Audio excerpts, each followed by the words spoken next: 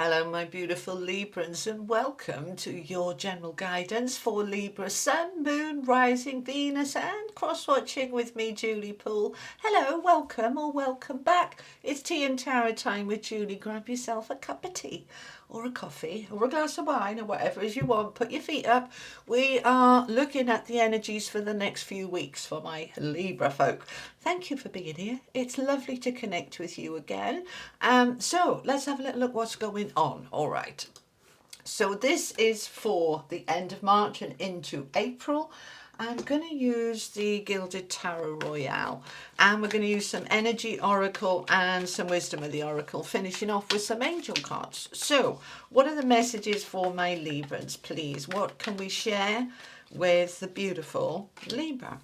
Okay, we've got the Five of Swords with the Eight of Swords being stuck, my beautiful people, but we're moving into the Empress energy, which is lovely because this is all about creating and manifesting and beautiful stuff. All right, we've got the Queen of Swords, Judgment, and the Nine of Wands. Okay, I want to stop there with the tarot for a minute. Let's get you an energy oracle for Libra, please. What are the messages for my Librans? Okay, adjacent possibilities and envy. All right, let's start with this one, envy.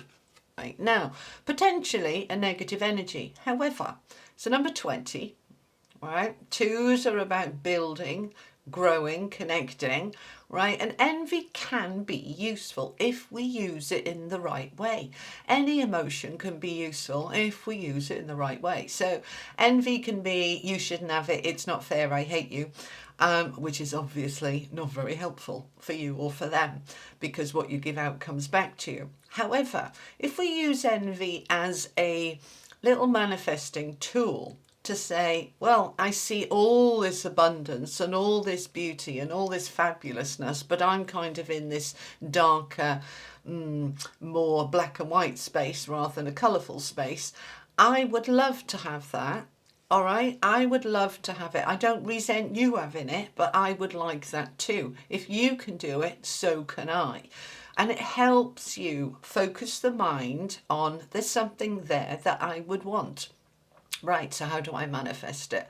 And we get into this energy of there is abundance. If I'm not tapping into it, then I need to shift my energy and my thinking and my being and my thoughts. And, you know, if you want to know how to do that, you know, you could read my From Hope into Having books or any other manifesting books. But we're going to recognize that when we are envious, you know, I'd love to live overlooking the ocean. I'd love to live near water and I don't, and other people do, and it's not fair. That kind of attitude, no, that's not helpful.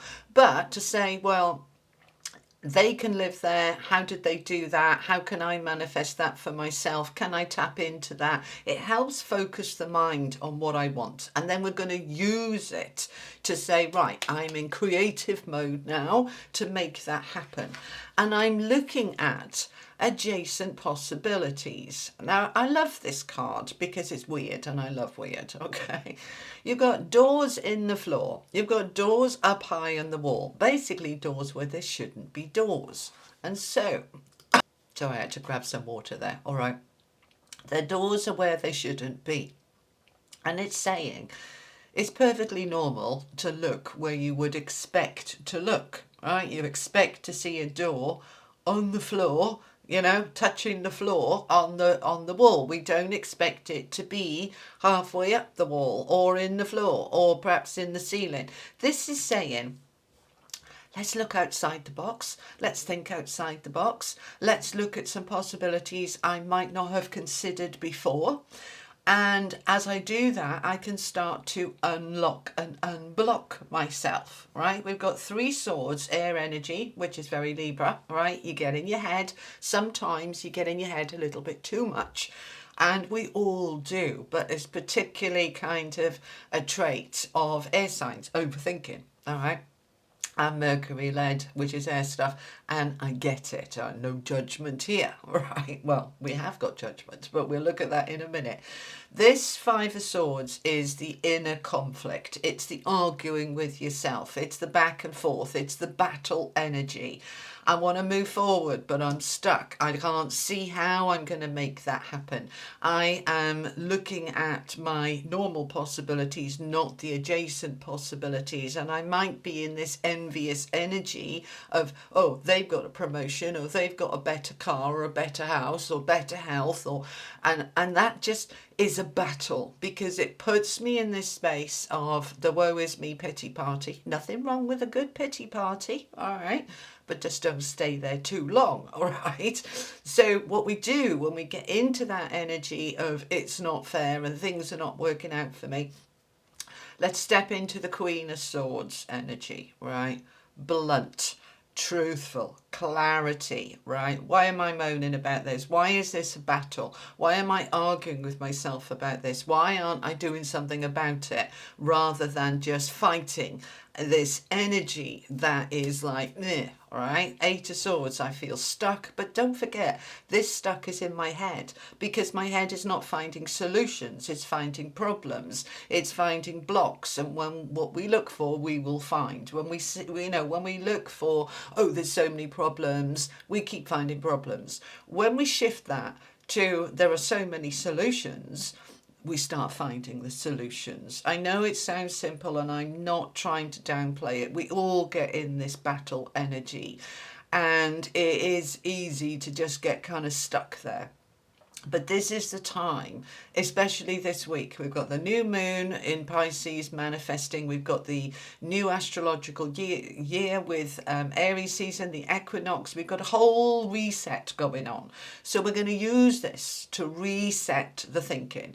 What am I arguing about? Who am I arguing with? Is it generally with myself? And what can I do about it? The Queen of Swords will use that sword of truth to just cut through the BS, the negativity, the pity party. She doesn't take any prisoners. She is there saying, right, hang on, let's just look at this card.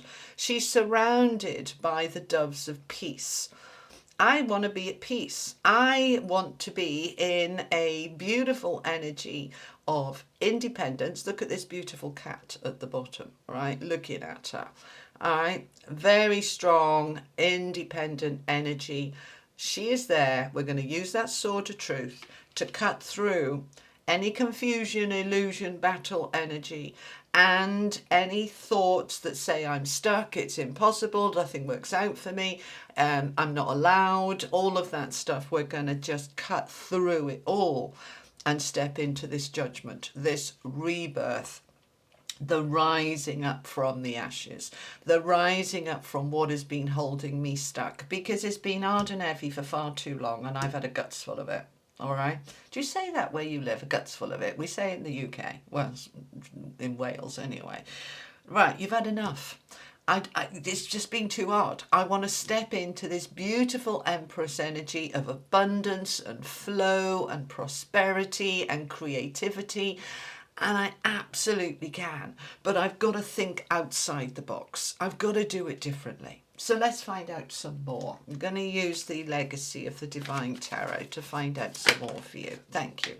King of Cups. Right. King of Cups is Mr. Zen. Right. He's surrounded by water, usually quite choppy, which represents emotions flowing a little bit all over the place. But he is in the middle of it going, bothered not a jot. I am calm. I am rising above. This is emotional maturity. This is emotional strength, emotional intelligence. There's no point stressing about this and getting too in your head. We're just going to come back into the heart.